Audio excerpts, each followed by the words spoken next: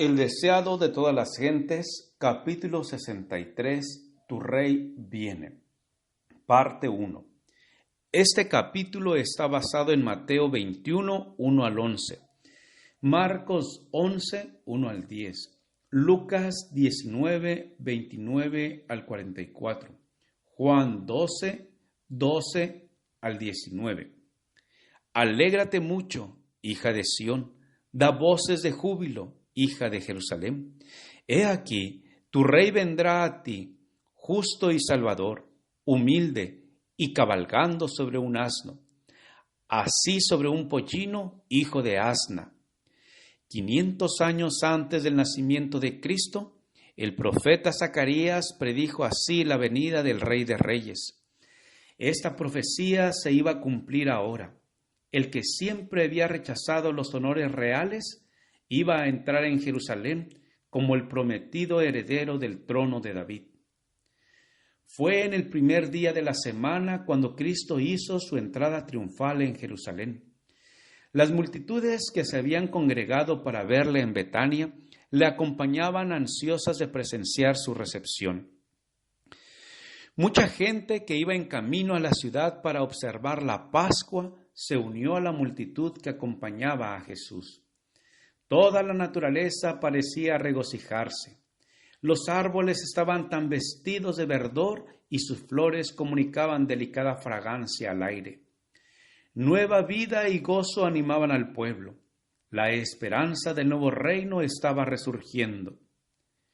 Como quería entrar cabalgando en Jerusalén, Jesús había enviado a 2 de sus discípulos para que le trajesen una asna y su pollino.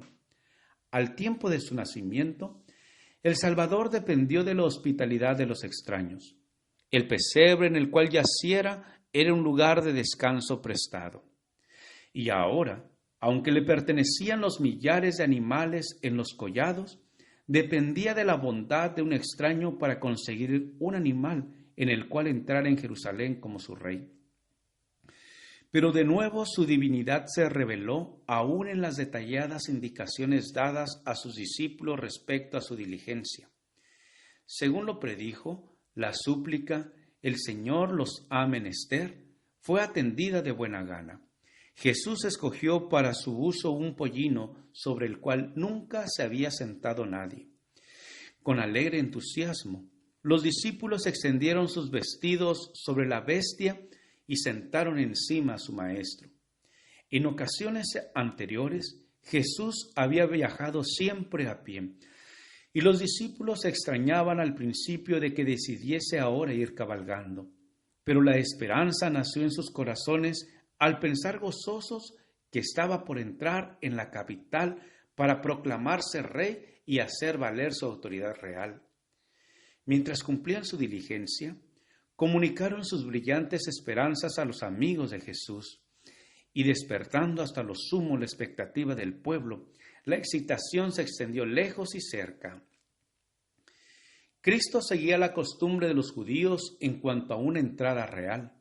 El animal en cual cabalgaba era el que montaban los reyes de Israel, y la profecía había predicho que así vendría el Mesías a su reino. No bien se hubo sentado sobre el pollino, cuando una algaraza de triunfo hendió el aire. La multitud le aclamó como Mesías, como su rey. Jesús aceptaba ahora el homenaje que nunca antes había permitido que se le rindiera. Y los discípulos recibieron esto como una prueba de que se realizarían sus gozosas esperanzas y le verían establecerse en el trono. La multitud estaba convencida de que la hora de su emancipación estaba cerca. En su imaginación veían los ejércitos romanos expulsados de Jerusalén y a Israel convertido una vez más en nación independiente.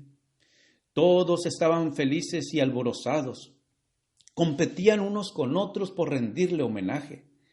No podían exhibir pompa y esplendor exteriores, pero le tributaban la adoración de corazones felices.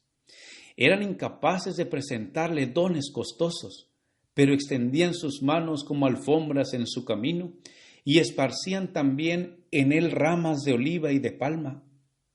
No podían encabezar la procesión triunfal con estandartes reales, pero esparcían palmas, emblema natural de victoria, y las agitaban en alto con sonoras aclamaciones y hosanas.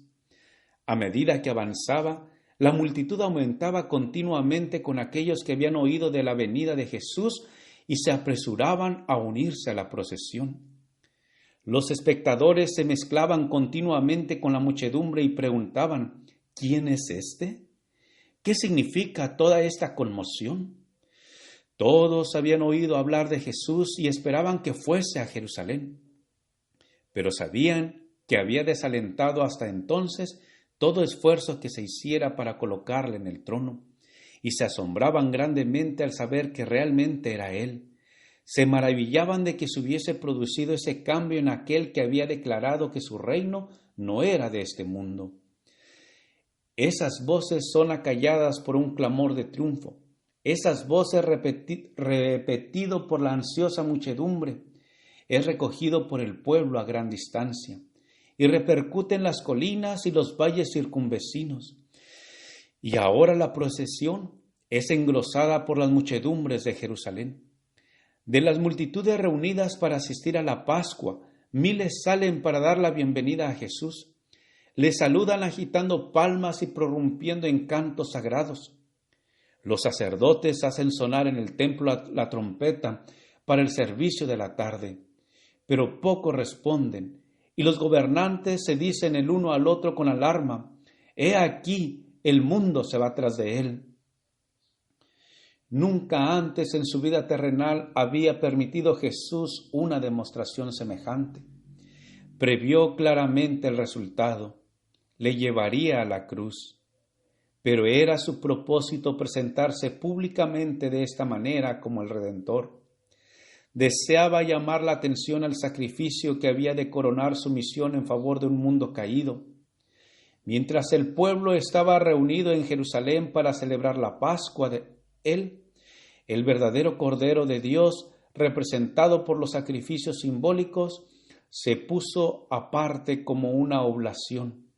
Iba a ser necesario que su iglesia, en todos los siglos subsiguientes, hiciese de su muerte por los pecados del mundo un asunto de profunda meditación y estudio. Cada hecho relacionado con ella debía comprobarse fuera de toda duda. Era necesario, entonces, que los ojos de todo el pueblo se dirigieran a él. Los sucesos precedentes a su gran sacrificio debían ser tales que llamase la atención al sacrificio mismo. Después de una demostración como la que acompañó a su entrada triunfal en Jerusalén, todos los ojos seguirían su rápido avance hacia la escena final. Los sucesos relacionados con la cabalgata triunfal iban a ser el tema de cada lengua y pondrían a Jesús en todo pensamiento. Después de su crucifixión, muchos recordarían estos sucesos en relación con su proceso y muerte. Serían inducidos a escudriñar las profecías y se convencerían de que Jesús era el Mesías, y en todos los países los conversos a la fe se multiplicarían. En esta escena de triunfo de su vida terrenal, el Salvador pudiera haber aparecido escoltado por ángeles celestiales y anunciado por la trompeta de Dios, pero una demostración tal hubiera sido contraria al propósito de su misión, contrario a la ley que había gobernado su vida. Él permaneció fiel a la humilde suerte que había aceptado. Gracias por escuchar este audio. Te invito a escuchar la siguiente parte. Jehová te bendiga y te guarde. Con aprecio, Pastor Juan Manuel Flores Espinosa.